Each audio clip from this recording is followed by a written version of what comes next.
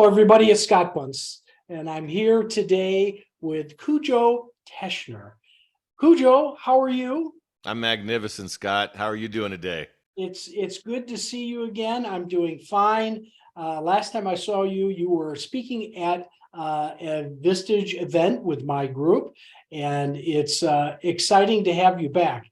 I really got a lot out of that because the stories you were telling from your all of your experiences hit home on precision and what people really need to focus in on. But let me pause there. Can you introduce yourself? Tell us a little bit about what you do. You're an author, you're a speaker. I know you're into several things, but give us a quick introduction.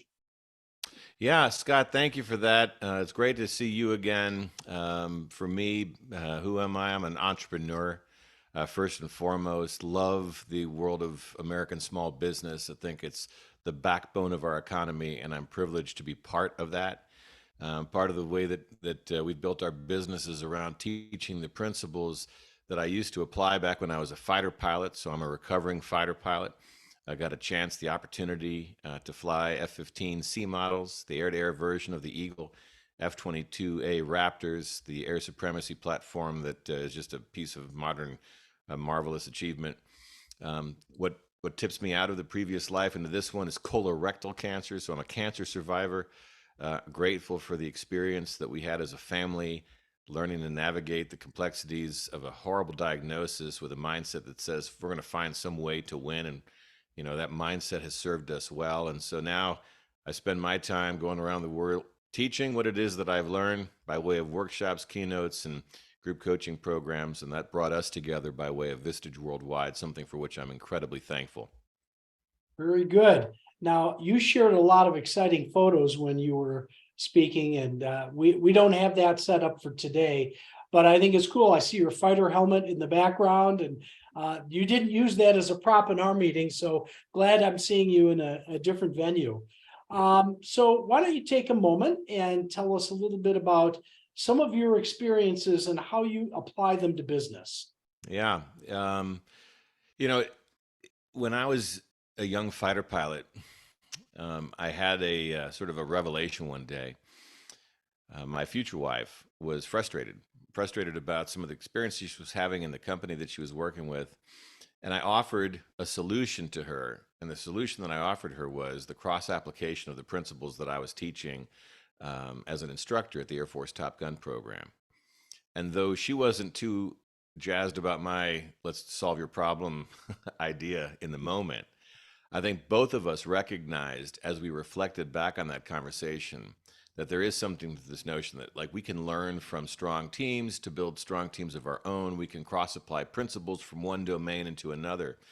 And so the idea was hatched back in 2004 that the things that I was living and experiencing and having the privilege of teaching and leading would be something that would be worth potentially bringing into the business world based on that initial conversation and all the way back then. And then with cancer as the tipping point, with me not being able to go out there and fly high performance fighter aircraft wearing things like you see in the background, it became an opportunity for us to maybe go out there and test this theory. And so I had a chance to go and work with a company.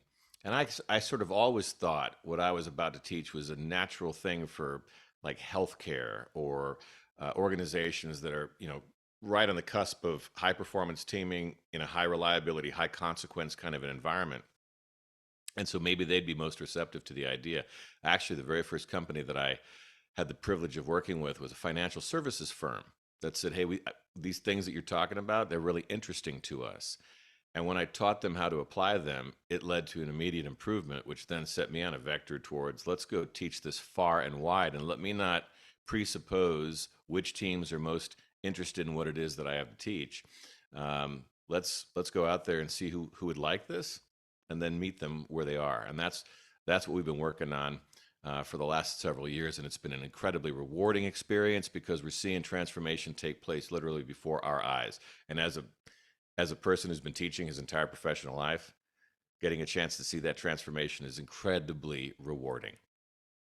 So Cujo, could you maybe take one of your experiences in working with a company and I don't know if you have to be totally transparent and give us the name, but can you give us the outcome and what transformation happened? Yeah, absolutely. So right now we've got a program that we launched this year called Top Gun Teamwork. We do live in a Top Gun world these days, so I acknowledge that even as an Air Force guy. And we've been spending time teaching how to plan and how to debrief to folks from different companies in 7 different industries. And every Friday we get together and I coach the team up. They have to lead, each member of our current cohort has to lead 7 Eagle planning sessions as we teach it, and 7 F4 debrief sessions as we teach it. And as they do it, then they come up with, hey, this was a challenge. Hey, this was a humongous success. Hey, this is something I've got a question about. And then we talk through it. And we talk through it as a group of people. And what has happened is in the span of about 4 weeks, the quality of meetings has gone through the roof. The quality of outputs has gone through the roof. The scaling of what it is that we're teaching has gone beyond what I thought was going to be possible, because the example that's being set by the members of these cohorts in 7 different companies is being emulated by those who are saying, wait, you're doing something special. It's actually relatively easy to model, to emulate, to adopt. And so they're doing so because they're seeing the benefits of it. And what it's leading to is performance, and then it's being cross applied at home. And the thing that stuns me is how quickly folks are taking me up on the, hey, a team is a team is a team. And potentially the most important team that you're ever going to be on is your home team. Not potentially, it Mhm. ought to be, right? So why not cross apply these principles there? So we're getting video testimonials from people who are talking about the impact of bringing planning and debriefing into the home front. And there's one, it's a beautiful story that somebody shared with us a couple of weeks ago about how they inspired their, I think, 4 or 5 year old to stay on the ice throughout the entirety of their skating practice, 30 minutes, which is something that the 4 year old or 5 year old had never done before, by virtue of how they planned for it and the feedback that they gave in a positive, forward focused debrief, captured on a cell phone, which warms the heart. So that's the kind of transformation that we're talking about, the kind that just sends goosebumps down your spine in a positive way that makes you want to keep on going out there and doing this in the world. It's interesting. I almost feel like we skipped the whole concept of the debrief to start things out. I remember you telling the story about after every mission, there was a debrief, and no matter how well the mission went, no matter how good it was, there was something to learn. Is there any stories about a debrief in your actual life flying that you can share? Absolutely. In fact, my favorite debrief experience, and just to kind of put into context for those who aren't familiar with the concept of a debrief, in a high performance team setting, we've adopted a learning approach to life, one that says that every time that we're done doing, we ought to learn from that experience in order to do better the next time. And it's not necessarily so much an improvement process as it is a learning process, because sometimes you have new people that have never done what it is that you're teaching. And so for them, it's all about their learning. Sometimes you've got people that are coming back to, anyway, the point is we want to create learning organizations that are constantly learning. If we're learning well, we ought to be improving as well. So there's nothing but positives that come from this. So I'm early on in my evolution, learning how to fly F-15s, leading a mission that went horribly wrong. Everything about it was a good disaster. It was such an epic level of disaster, in fact, that I was negative while flying the mission. And then when we came in and I lead this debrief, because I'm the student, I'm the trainee that's demonstrating my ability to analyze properly. I spent 3.5 hours talking about how much we all suck.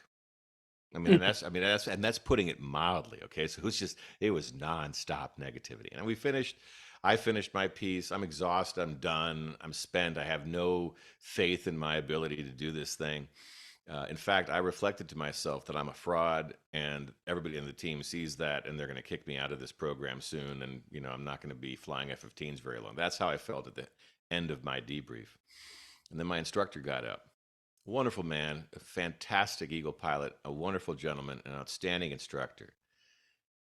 And he, whose job it was to debrief me, my planning for the mission, my briefing up for the mission, my execution, my debrief, he said, Cujo, I can tell that you're a little bit disappointed by how today went. He goes, and I understand why, with how few of these things you've ever led in your life, and the fact that you're the student here. I understand where you're coming from, but I want you to know this. From my vantage point, and he says this with a smile on his face, we were 2 decisions from victory today. And I want to prove to you how close you were to having achieved success, to prove to you that next time you're going to knock this thing out of the park. And the specifics of how it is that he provided that analysis are irrelevant to us. Just the fact that his idea was, I'm going to inspire you, I'm going to motivate you to become your very best, not by punishing you and attacking you and talking about how horrible you were and maybe still are. I'm going to inspire you, and I'm going to tell you how many things you did right. And in those things that you did wrong, I'm going to tell you how close you came to getting them right, to prove to you how accessible right is for you.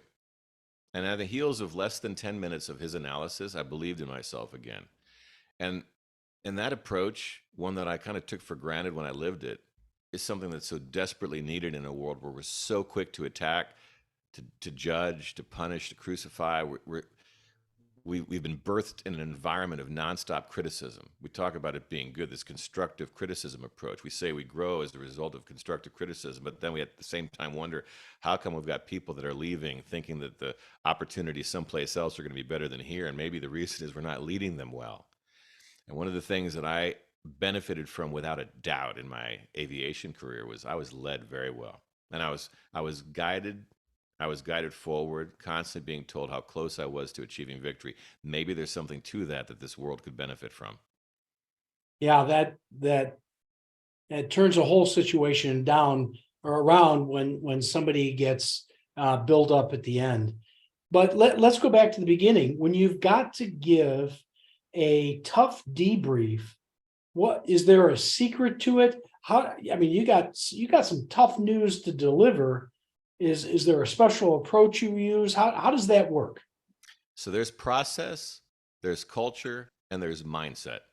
I wrote an entire book about the process. Like it's actually a very simple to understand, somewhat harder to deliver effectively methodology that allows us to debrief well. And what's written in my book Debrief to Win is a 6-part methodology called Raptor, RAPTOR, which I have boiled down for Vistage worldwide recently into a 4-step process that I call the F4 debrief: facts, focus, framing, way forward. What those steps are sort of irrelevant to this part of the conversation, because what you need to have in order for the process to work is a culture where accountability can thrive. And there's 6 core values that have to be manifest by whoever it is that's leading this process in order for the process to work. The first of which is vulnerability. And we'll just summarize vulnerability as being willing to tell the truth, to be fully honest always. Can't be vulnerable, you can't lead one of these things effectively. Second core value is collaboration. And the debrief doesn't take place unless we fully collaborate. I can't come into a debrief between the two of us assuming that I know everything that I need to in order to be able to judge effectively. I can't actually. We need to collectively get our facts together to get close to the truth. We're aiming for 100%. We're never going to get there, but we have to work together to arrive at the truth, something that our society desperately needs to learn right now. Third of these core values is empathy. And we need to learn to walk in somebody else's footsteps in order to understand why they made the decisions that they did in the context in which they made them, to give them credit for the good things that they did. Empathy is something that I think we really need in our society right now. The 4th step is self-awareness. Self-awareness is a component of emotional intelligence.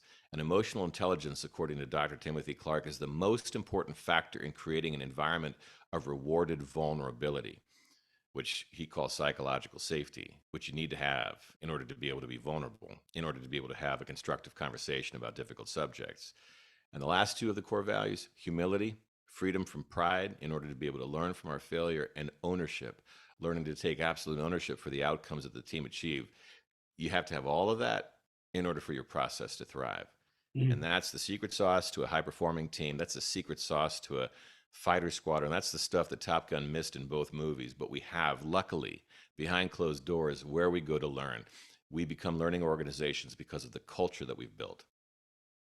Well, there's a difference between the entertainment value of Top Gun movie and the practical solutions that you're sharing here today.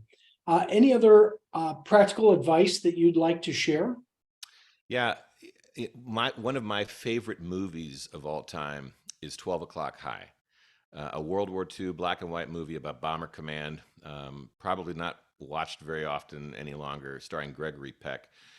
And part of why I love that movie is because it talks about the necessity, the imperative of situational leadership. And I think a very important tip for leaders that are tuning into this today is, if you're still leading the same way that you did 2 years ago, you're about 2 years behind. Mm. Like we have to rise to meet the needs of the now. Like the workforce is, it's a complex entity. It's always changing. We need to rise to meet the needs of the workforce today, and if we haven't yet, now is the time to kind of hone in on that. And one of the beautiful things about the debrief is that if we can debrief well, we can lead anything.